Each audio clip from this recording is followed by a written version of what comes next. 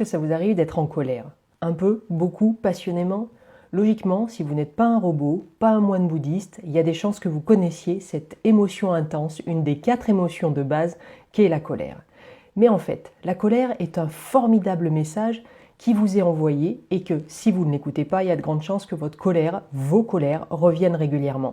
Alors dans cette minute du coach, j'ai envie de vous parler de ce que vous pouvez faire si vous êtes coutumier de la colère dans votre vie, que ce soit au niveau personnel ou professionnel. La colère, ça veut dire qu'une règle, une de vos règles de vie a été violée. Ça peut être une règle professionnelle, qui est par exemple que vous demandez à être reconnu pour votre travail et non pas que vous acceptez qu'on s'accapare votre travail. Vous pouvez rentrer en colère parce que votre chef s'attribue vos mérites. Du coup, si lui, dans ses règles de vie, considère qu'il est normal de s'attribuer le travail de quelqu'un ou en tout cas d'en tirer un bénéfice de reconnaissance, c'est quelqu'un de mon équipe qui a réussi, alors il le dit peut-être pas, mais en tout cas peut-être que lui ne voit pas où est le problème. Et c'est là où la colère intervient. C'est justement parce que vos règles de vie sont les vôtres et que si vous ne les exprimez pas, eh bien, les gens ne sont pas dans votre tête et ne peuvent pas les deviner.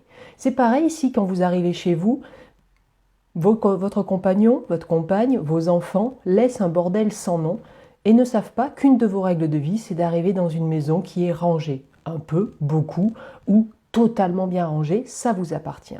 Mais c'est pareil, si vous ne leur dites pas, ils ne peuvent pas le savoir. Donc la première chose à faire quand on est en colère, c'est de se demander quelle est ma règle qui a été violée par quelqu'un d'autre. Une fois que vous êtes au clair avec ça, vous allez déjà vous demander, en fait finalement, d'une manière générale, et notamment dans le contexte là sur lequel vous êtes en train de travailler, à quoi vous dites oui, à quoi vous dites non. Souvent, on pense que tout le monde devrait le savoir, donc ce que vous pensez comme règle, elle est logique, vous n'avez pas besoin de la conscientiser. Eh bien non, les autres ne sont pas dans votre tête. Ils sont en droit de dire merci de me donner ta règle parce qu'en fait je ne peux pas la deviner. Je ne suis pas encore télépathe, même si des dons peuvent se développer dans ce sens-là, semble-t-il, mais ça n'existe pas encore de manière très répandue. Donc, quelle est la règle qui a été violée? À quoi vous dites oui, à quoi vous dites non? Et allez le dire en fait aux autres personnes qui transgressent cette règle et leur dire est-ce que voilà, mon mode de fonctionnement à moi fait que j'aime bien que ce soit comme ça dans telle situation. Est-ce que ça te paraît correct de pouvoir respecter cette règle-là?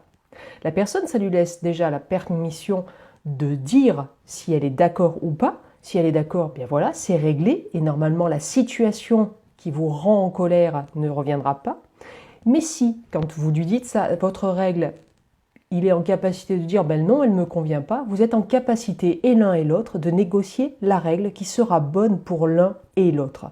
On part vraiment du principe que pour régler, si possible définitivement une situation qui met en colère, il s'agit de trouver du gagnant-gagnant, donc une règle qui convienne aux deux parties. Donc, encore une fois, pour régler une situation ou des situations qui vous mettent régulièrement en colère, demandez-vous quelle est votre règle. Ensuite, partez du principe que l'autre n'a pas forcément la même et que donc, il faut lui exprimer pour lui laisser l'opportunité de dire oui ou de négocier quelque chose qui vous convient à tous les deux. J'espère que cette vidéo vous aura été utile. Si c'est le cas, bien n'hésitez pas à la partager peut-être à des personnes que vous savez colériques ou peut-être en train de vivre des situations de colère depuis quelque temps. Et puis n'hésitez pas à vous abonner à ma chaîne YouTube ou sur mon canal Facebook pour pouvoir bénéficier des prochaines vidéos, puisque là j'entame une série, je pense, sur les émotions pour que nous vivions tous de mieux en mieux et en bonne intelligence émotionnelle. À très vite!